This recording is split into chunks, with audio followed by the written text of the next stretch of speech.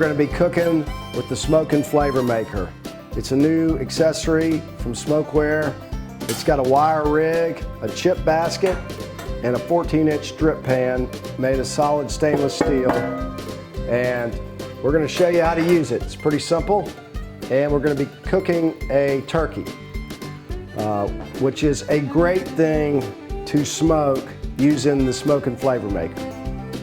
We've got our turkey injected, and we've got a rub on it. So the injection is basically butter, some type of citrus juice. We used apple cider, a little bit of minced garlic, some salt and pepper. And you basically heat it up, half a cup of butter, you put it in a pan, you warm it up till the butter melts, you stick it in the refrigerator for 30 minutes, and you would inject it with a meat injector. They have large holes. You'll probably do about 20 or 30 injections, just moving it around underneath the skin into the meat. Try not to pierce your way all the way through the meat. It won't hurt anything if you do, but you want to get the fluid inside the actual meat. And then we went and did a second step, which is putting a rub. So we coated the outside of the bird with olive oil, but we also made a butter, thyme, and rosemary with a little bit of, again, apple cider mixed together, warmed up, and then we cooled it. And I used a large spoon. I just separated the skin of the bird from the meat just by sliding this under here. And then I spooned in the butter, the thyme, the rosemary, and there's some garlic in there as well. And the last thing that we did was coat it with olive oil, and I'm going to put some sliced apple inside the cavity of the bird. It just helps keep moisture. It helps keep the bird moist during the cook. We'll take a look at getting it on the grill now. All right, today we're going to be cooking this 10-pound turkey. We've got a rub on it and some injection. And we're going to be using our Smoke and Flavor Maker, which has a 14-inch drip pan and a chip basket.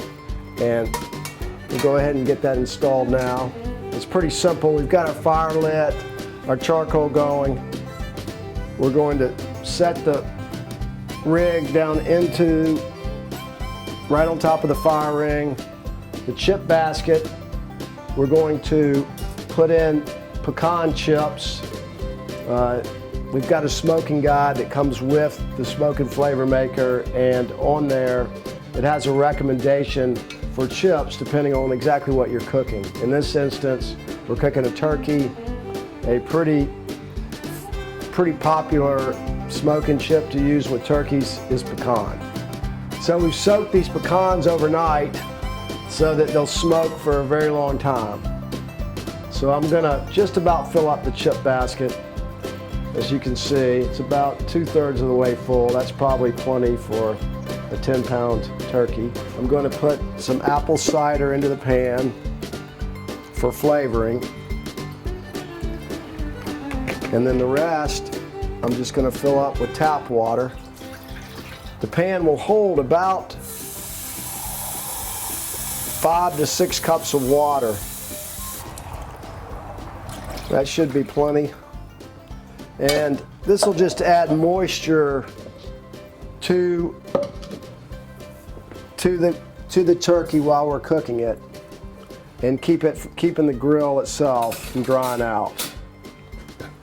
Additionally, we're going to be using a Flame Boss temperature controller to cook our turkey. It sort of makes it dummy proof. This is a very old model. It's a 200 model Flame Boss. But it worked really well. I've used it for a lot of turkey cooks, and it's pretty simple. You just set the temperature. In this case, we want to set the temperature at 260 degrees. You just toggle it up or down. And we're going to install our fan, and the fan is what's going to drive or control the temperature. You simply put the bracket, it comes with multiple brackets depending on what size Big Green Egg or Komodo Joe or other type of grill you have. And the top lip of this fan simply drops in. This fan or blower drops in, and it just hangs by its own weight. You want to shut down the top so that there's just barely any space. And what's going to happen is this fan is going to drive the temperature and control the temperature of your big green egg while you cook. And it'll hold it within, 1 degree for however many hours, for as long as you have charcoal to burn. So it has 2 probes. One you're going to attach to your grill grate, just like that. Now we're going to put our turkey on. And the other probe, we just want to stick it in the fattest part of the bird where the most meat is, so that we make sure that we get it to the correct temperature. So once the probe is installed, the 2 probes, let's just close the lid, and we're going to let the flame boss control the temperature. It'll bring it up to 260 degrees, and it should stay there throughout the cook, which is approximately 3.5 hours. Okay, we've reached our desired temperature of 165 degrees on our turkey, so we're ready to pull it off. Well, it looks pretty good. Nice and golden brown. We misted it with some apple juice while it was cooking, and that's all we had to do. There was really nothing else to do, and I think it's fully cooked. It's got a nice color. We've still got water and juice in our drip pan, so that's good. And it took about 3.5 hours to cook this 10-pound turkey.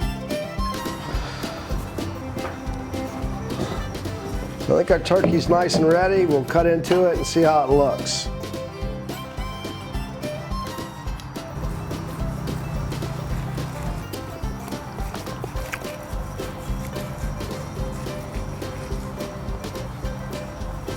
Well, our turkey looks good, and I'm pretty sure it tastes good too. Let's give it a try. Pretty delicious.